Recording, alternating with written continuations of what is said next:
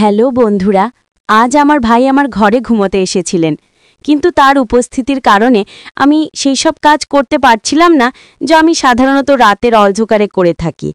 এইসব কাজে আমি প্রচুর প্রশান্তি পাই, কিন্তু আমি কি জানতাম যে আজ রাতে এমন কিছু ঘটবে যার কারণে আমি ঘামে ভিজে যাব। তিনি মাত্র 2টি আঙুল দিয়ে আমাকে পাগল করে দিয়েছিলেন, আর এখন আমি সেই সব কথা আপনাদের বলতে যাচ্ছি। আমার নাম রাঘিনী, আমার বয়স 28 বছর, আর আমি এখনও অবিবাহিত। আমি এখনও বিয়ে করিনি এবং ভাবছিলাম যে হয়তো কখনোই বিয়ে করব না। একবার প্রেমে ধোঁকা খেয়েছিলাম এবং সেই দিনই আমি প্রেম করা ছেড়ে দিয়েছিলাম, কারণ আমি ঠিক করে নিয়েছিলাম যার কখনোই কোনো ছেলের ফাঁদে পড়ব না। এই কারণেই আমি বিয়ে করিনি। আমি একটি কলেজে অধ্যাপক, একজন ভারতীয় মেয়ে, সুন্দর, শিক্ষিত এবং স্মার্টও বটে। আমার শরীর ও মনে আধুনিকতার ছোঁয়া লেগেছে, কিন্তু গতরাতে আমার ভাইয়ের সাথে যা ঘটেছে তারপর থেকে অনেক কিছু বদলে গেছে, আর আমার চিন্তাভাবনাও বদলে গেছে। এখন আমার মনে হচ্ছে যে যদি কোনো ভালো ছেলে পাওয়া যায় তাহলে বিয়ে করে ফেলা উচিত। গতরাতের কথা বলি। আমার ভাই, যার বয়স 42 বছর, তিনি সেনাবাহিনীতে কাজ করেন, আর আমার ভাবির মৃত্যু হয়েছে সম্প্রতি একটি বাস দুর্ঘটনায়। রাতের বেলা আমরা খাবার খেয়ে কিছুক্ষণ টিভি দেখছিলাম, তারপর আমি আর ভাই ছাদে হাঁটতে গেলাম। ভাই গ্রাউন্ড ফ্লোরে ঘুমানো আর আমি ফার্স্ট ফ্লোরে। আমার পাশের ঘরে আমার ছোট ভাই ঘুমায়। রাত প্রায় 1টার দিকে আমরা দুজন নিচে নেমে এলাম। তখন ভাই আমার ঘরে এসে বললেন, কবিতা, এখনো ঘুম আসছে না? চলো গল্প করি। আমরা দুজন বিছানায় শুয়ে গল্প করতে লাগলাম। মাঝে মাঝে ভাই তার মোবাইলে গেম খেলছিলেন, আর আমি আমার মোবাইলে লোকেদের স্ট্যাটাস দেখছিলাম। এমন সময় জোরে বৃষ্টি শুরু হয়ে গেল, আর হালকা ঠান্ডা বাতাসও বইতে লাগলো, যা আমরা দুজনেই খুব পছন্দ করি। দেরাদুনের হাওয়া তো এমনিতেই খুব ভালো। কিছুক্ষণ পর ভাই ঘুমাতে শুরু করলেন। আমি বললাম, ভাই, আপনি আপনার ঘরে যান, আপনার ঘুম পাচ্ছে। ভাই নাখুশ হয়ে বললেন, কবিতা, আমাকে বিরক্ত করো না প্লিজ। এ কথা বলে তিনি চোখ বন্ধ করে 2 মিনিটের মধ্যে গভীর ঘুমে চলে গেলেন। আমি উঠে বাথরুমে গিয়ে আমার জামাকাপড় বদলে নিলাম, কারণ 8 জামায় আমার ঘুম আসে না। তারপর আমি ফিরে এসে বিছানায় শুয়ে গল্প পড়তে লাগলাম। এই দিনগুলোতে আমি অনেক ভালো গল্প পড়তে পারছি। আমার ভাই ঘুমিয়ে পড়েছিলেন, আর আমি সেই সব কাজ করতে পারছিলাম না যে আমি সাধারণত রাতের অন্ধকারে একা ঘুমানোর সময় করে থাকি। কিন্তু আজ ভাইয়ের কারণে আমি বেশি কিছু করতে পারছিলাম না, তাই মোবাইল রেখে ঘুমানোর চেষ্টা করলাম। কিন্তু গল্পের চিন্তা আমার মাথায় ঘুরপাক খাচ্ছিল, আর ঘুম আমার থেকে দূরে সরে যাচ্ছিল। রাত গভীর হতে লাগলো, আর আমার মনে এক অদ্ভুত অস্থিরতা বাসা বাঁধতে লাগলো। ঘুম তো ছিলই না, আর মাথায় সেই গল্পই চলছিল যা আমি ঘুমানোর আগে পড়েছিলাম। সেই গল্পটি আমার ভেতরে এক অদ্ভুত আলোড়ন তুলে দিয়েছিল, আর আমি নিজেকে শান্ত করতে পারছিলাম না। ভাই পাশেই ঘুমাচ্ছিলেন, আর তার নাক ডাকার শব্দ আমাকে আরও বেশি বিভ্রান্ত করে তুলেছিল। যদি তিনি সেখানে না থাকতেন তাহলে হয়তো আমি নিজেকে সেই গল্পের অংশ বানিয়ে নিতাম, আর সেই সব কাজ করতাম যা আমাকে রাতের অন্ধকারে একা করতে ভালো লাগে। কিন্তু আজকের রাতটা ছিল একটু আলাদা।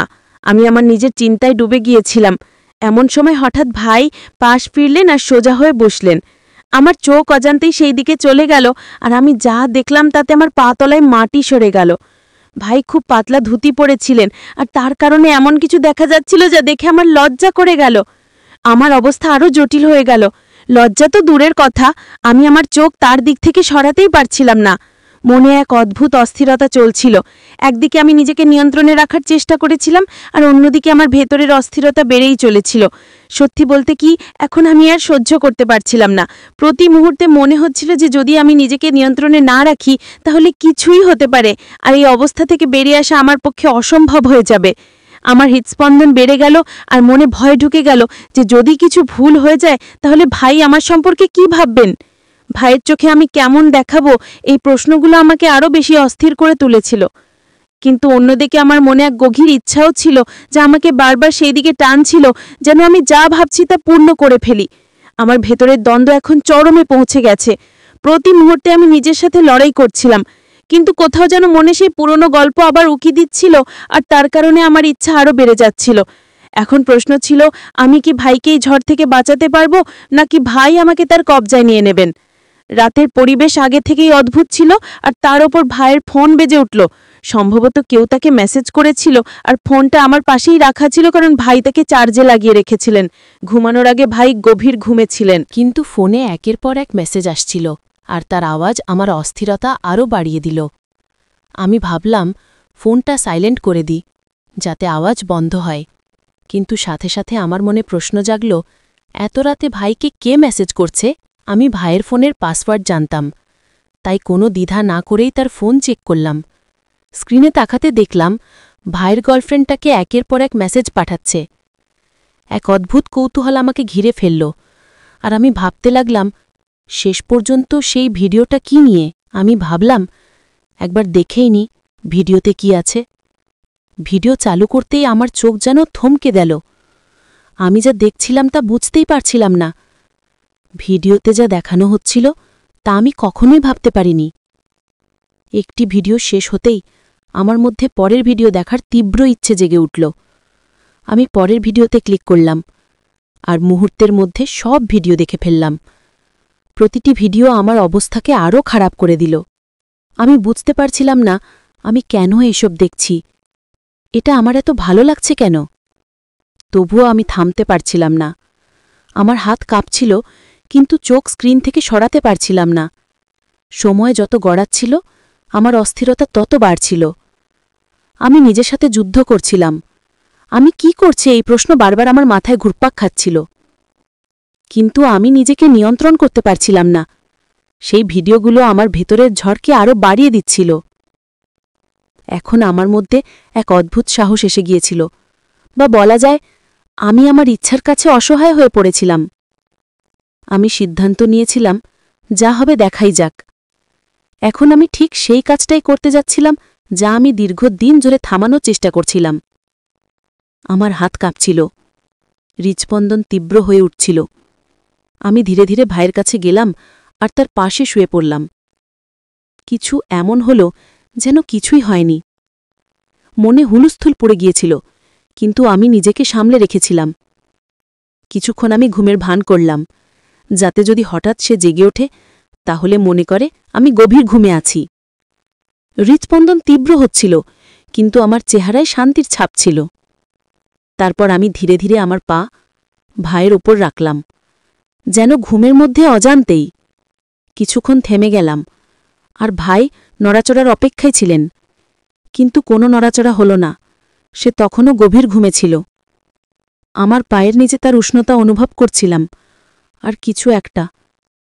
তার শরীর শান্ত ছিল, কিন্তু তার মনে আরেক গল্প চলছিল।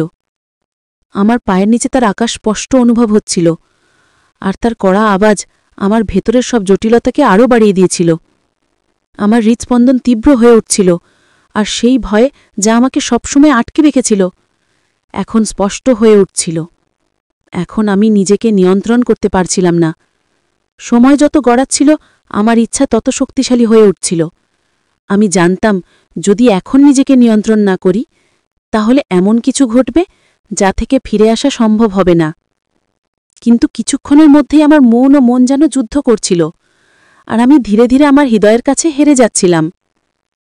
আমি আবার আমার পা হালকা করে সরিয়ে নিলাম, এটা বোঝার জন্য যে তার ঘুম কত গভীর।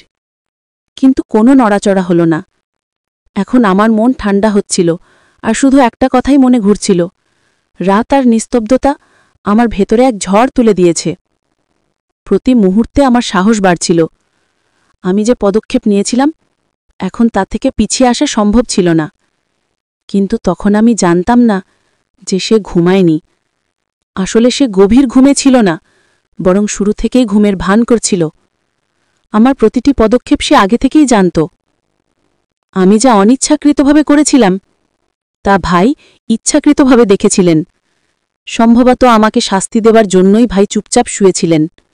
আমি একেবারেই জানতাম না যে তার চোখ বন্ধ থাকলেও তার মস্তিষ্ক পুরোপুরি জাগ্রত ছিল। আমার হৃদয় টানাপোড়ন চলছিল, কিন্তু ভাইয়ের কোনো প্রতিক্রিয়া না দেখে আমি আরও উত্তেজিত হয়ে উঠলাম। ঠিক সেই মুহূর্তে যখন আমি আরও কিছু করতে যাচ্ছিলাম তিনি হঠাৎ চোখ খুললেন।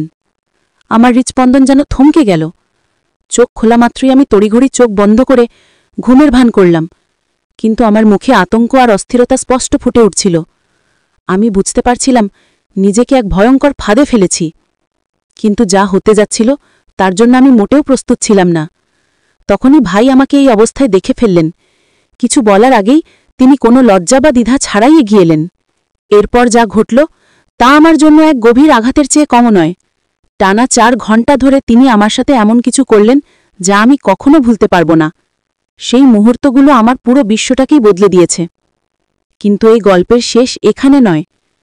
ওই 4 ঘণ্টায় যা ঘটেছিল তার সম্পূর্ণ সত্যতা আমি আপনাদের পরের পর্বে বলবো। যদি জানতে চান কি ঘটেছিল, তাহলে আমার চ্যানেল সাবস্ক্রাইব করতে ভুলবেন না, যাতে এই রোমাঞ্চকর আর রহস্যময় গল্পের পরবর্তী অংশ আপনি উপভোগ করতে পারেন। সবাইকে ধন্যবাদ।